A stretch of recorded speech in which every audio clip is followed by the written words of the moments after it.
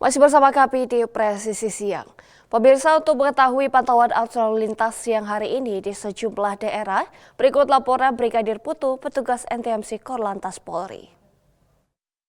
Selamat siang pemirsa, saya Brigadir Putu Funky dari NTMC Korlantas Polri akan mengajak Anda untuk memantau situasi lalu lintas terkini melalui pantauan CCTV NTMC Korlantas Polri. Dan untuk informasi yang pertama pemirsa, kita akan melihat lalu lintas dari kawasan Jakarta, tepatnya di Simpang Coca-Cola atau Cempaka Putih, Jakarta Timur. Situasi arus lalu lintas saat ini dari arah Cempaka Putih yang akan menuju ke Pulau Gadung, Tanjung Priok atau Cawang terpantau lancar. Terlihat perlambatan kecepatan kendaraan terjadi hanya menjelang traffic light dan selepasnya kendaraan dapat mengalir dengan kecepatan kurang lebih 40 km per jam. Begitupun lalu lintas dari arah sebaliknya, yaitu dari arah Pulau Gadung, Tanjung Priok yang akan menuju ke Cempaka Putih. Siang hari ini lalu lintas juga terpantau lancar. Kami harap para pengendara untuk tetap menggunakan lajur sesuai dengan ketentuan untuk menunggu antrian traffic light. Dan selanjutnya pemirsa, kita akan melihat lalu lintas dari kawasan traffic light Caritas, Palembang, Sumatera Selatan. Di mana kondisi lalu lintas yang hari ini dari Jalan Kolonel Atmo atau Sudirman yang akan menuju ke Veteran terpantau cukup ramai pada siang hari ini. Terlihat sudah adanya peningkatan jumlah kendaraan dan lalu lintas setelah antrian traffic light dapat berjalan dengan kecepatan kurang lebih 40 km per jam. Begitupun dari Jalan Kolonel Atmo yang akan menuju ke Simpang Seki Pangkal, lalu lintas saat ini juga terpantau ramai. Terlihat antrian kendaraan menjelang traffic light kurang lebih 100 meter ke belakang dan selepasnya kendaraan dapat berjalan dengan kecepatan normal. Namun perlu tetap diantisipasi pemirsa akan pertemuan arus kendaraan di kawasan ini. Dan selanjutnya pemirsa, mari kita lihat lalu lintas dari kawasan Tanjakan Pasar Lawang, Malang, Jawa Timur. Kondisi lalu lintas terpantau lancar cenderung lengang baik dari arah Surabaya yang akan menuju ke Malang atau dari pantauan CCTV kita lihat dari arah bawah yang akan menuju ke atas ataupun dari arah Malang yang akan menuju ke Surabaya. Pemirsa, pada siang hari ini lalu lintas terpantau cukup lancar cenderung lengang. Walaupun lalu lintas lancar, kami tetap harap para pengendara untuk berhati-hati, perhatikan laju kecepatan kendaraan Anda. Antisipasi akan angkutan umum yang menaik turunkan penumpang tidak pada tempatnya dan juga pejalan kaki yang berlalu lalang di kawasan ini, mengingat di kawasan ini terdapat aktivitas masyarakat yang berupa pasar. Dan yang terakhir pemirsa, kita masih melihat lalu lintas dari kawasan Jawa Timur, tepatnya di Simpang Japanan Porong, Sidoarjo. Di mana kondisi arus lalu lintas dari Surabaya yang akan menuju ke Malang terpantau lancar. Begitupun dari arah Malang yang akan menuju ke Surabaya ataupun dari Mojokerto yang akan menuju ke Surabaya, pemirsa, lalu lintas siang hari ini terpantau lancar. Namun dapat kita lihat bersama bahwa banyak kendaraan besar seperti truk pengangkut barang yang melintas di kawasan ini, sehingga kami harap para pengendara untuk tetap berhati-hati, menjaga jarak aman kendaraan Anda dan juga tetap bersabar dalam antrian, antisipasi akan masyarakat yang berlalu lalang di kawasan ini. Dan selanjutnya pemirsa, bagi Anda yang ingin mendapatkan informasi terkait kondisi lalu lintas terkini, Anda dapat menghubungi call center NTMC Korlantas Polri di 1500669 atau melalui SMS di 9119. Stop pelanggaran, stop kecelakaan, keselamatan untuk kemanusiaan, dan salam presisi. Demikian saya Brigadir Putu Funky melaporkan. Semoga bermanfaat dan selamat beraktivitas. Di informasi berikutnya pemirsa, Polres Purbalingga menerjunkan peleton siaga Bayangkara untuk membantu penanggulangan bencana banjir akibat luapan sungai di 2 kecamatan wilayah Kabupaten Purbalingga, Jawa Tengah. Wakapolres Purbalingga Kompol Agus Amjad Purnomo memimpin langsung kegiatan penanggulangan bencana yang dilakukan personel gabungan TNI, Polri, BPBD, PMI, Pramuka, sejumlah relawan dan masyarakat setempat. Personel Polri bahu-membahu bersama tim gabungan melakukan evakuasi. Dilakukan pembersihan material berupa kayu, batu, lumpur yang terbawa banjir dan sebagian menutup jalan raya. Selain itu, membersihkan puing rumah yang rusak. Polres Purbalingga melibatkan 2 peleton siaga Bayangkara dalam penanggulangan bencana. Masing-masing peleton berjumlah 60 personel dari berbagai fungsi kepolisian. Disampaikan bahwa peleton siaga Bayangkara terdiri dari tim Power on Hand, trauma healing, kesehatan lapangan, pertolongan dan evakuasi, Kamsel tim Kar Lantas dan logistik. Penanganan bencana lanjutan akan dilakukan bekerja sama dengan pemerintah daerah untuk membangun posko taktis dan dapur umum di lokasi bencana alam. Dari Humas Polres Purbalingga, Polda Jawa Tengah melaporkan untuk Polri TV. Pemirsa, Kapolres Buleleng AKBP Ruzi Gusman memimpin upacara pelantikan Wakapolres Buleleng. Berikut laporan Kasih Humas Polres Buleleng, Ibtu Yohana Rosalin Dias.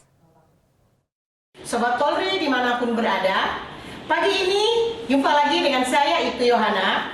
Kami melaporkan kegiatan pagi ini. Pagi ini kami melaksanakan kegiatan pelantikan Wakapolres Buleleng. Silakan ikuti kegiatannya. Kapolres Buleleng AKBP Ruzi Gusman memimpin langsung upacara pelantikan Wakapolres Buleleng yang digelar pada Kamis 22 Januari 2026 di halaman Mapolres Buleleng.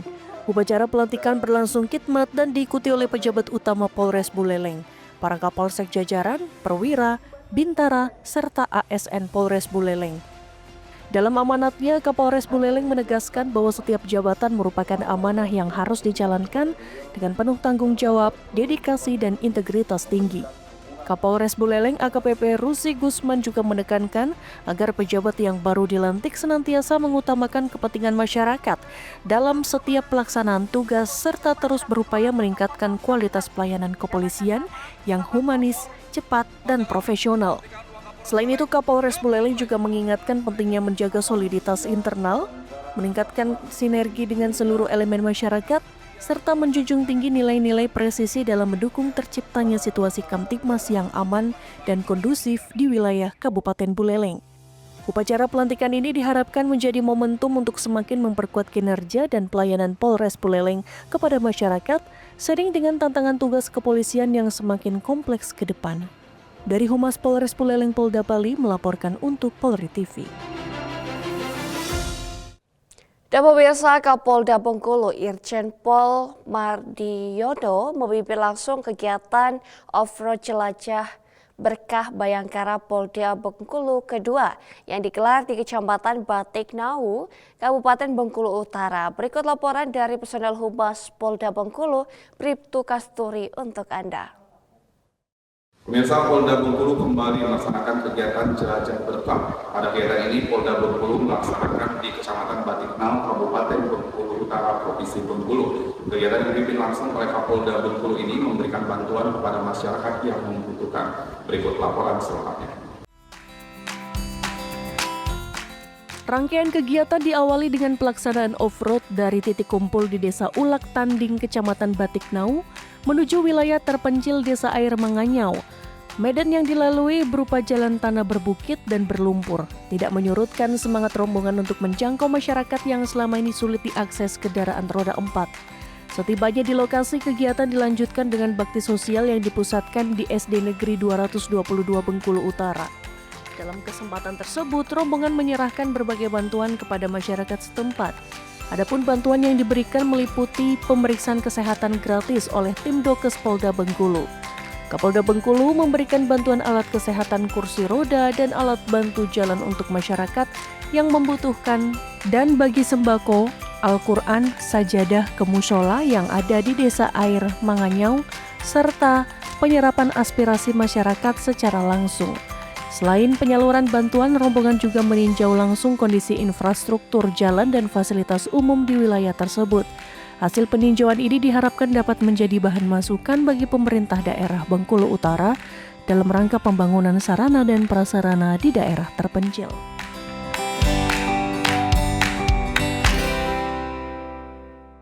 Demikian informasi yang saya laporkan dari Polda Bengkulu, saya Bribtu Kasturi melaporkan untuk Polri TV. Pemirsa, Polda Kalimantan Timur menggelar upacara Hari Kesadaran Nasional di lapangan Mapolda Kaltim Balikpapan. Upacara yang dipimpin langsung oleh Kapolda Kaltim Irjen Pol Endar Priantoro ini menjadi momentum penguatan profesionalisme, integritas, serta evaluasi kinerja personel Polri di awal tahun 2026. Kapolda juga menekankan peningkatan pelayanan publik, menegakkan hukum, serta komitmen menjaga situasi Kamtibmas tetap kondusif di wilayah Provinsi Kalimantan Timur. Halo Sobat Polri, saya Bribda Natalia, salam presisi. Pimpin upacara Hari Kesadaran Nasional, Kapolda Kaltim tekankan profesionalisme kinerja serta integritas personel pada Senin 19 Januari 2026. Polda Kaltim menggelar upacara Hari Kesadaran Nasional di lapangan Mapolda Kaltim, yang mana upacara ini berlangsung secara hikmat sebagai momentum refleksi dan penguatan komitmen seluruh personel Polri dalam mengawali pelaksanaan tugas di tahun 2026. Upacara dipimpin langsung oleh Kapolda Kaltim Irjen Pol Endar Priantoro dan diikuti oleh Wakapolda Kaltim Brigjen Pol Andrianto Josikusumo, Irwasda Polda Kaltim, serta para pejabat utama Polda Kaltim dan personel Polri serta ASN Polda Kaltim. Dalam amanatnya, Kapolda Kaltim menyampaikan apresiasi dan terima kasih kepada seluruh personel atas dedikasi dan kinerja selama tahun 2025. Kapolda juga menegaskan bahwa upacara Hari Kesadaran Nasional merupakan momentum penting untuk meningkatkan disiplin, soliditas, dan semangat kerja. Ia menekankan pentingnya penguatan penegakan hukum yang diimbangi dengan langkah preventif dan preemptif, serta meningkatkan kualitas pelayanan publik kepolisian. Irjen Pol Endar Priantoro juga mengapresiasi capaian penegakan hukum atas pengungkapan sejumlah kasus menonjol. Di bidang lalu lintas, Kapolda menyoroti peningkatan kecelakaan pada tahun 2025 dan meminta fungsi lalu lintas untuk terus meningkatkan kompetensi, memperkuat sinergi lintas sektor, serta memaksimalkan etle. Kapolda Kaltim menekankan pentingnya menjaga soliditas internal, tertib administrasi, memahami perlakuan KUHP dan KUHAP baru, serta meningkatkan kehadiran personel menjelang bulan suci Ramadan.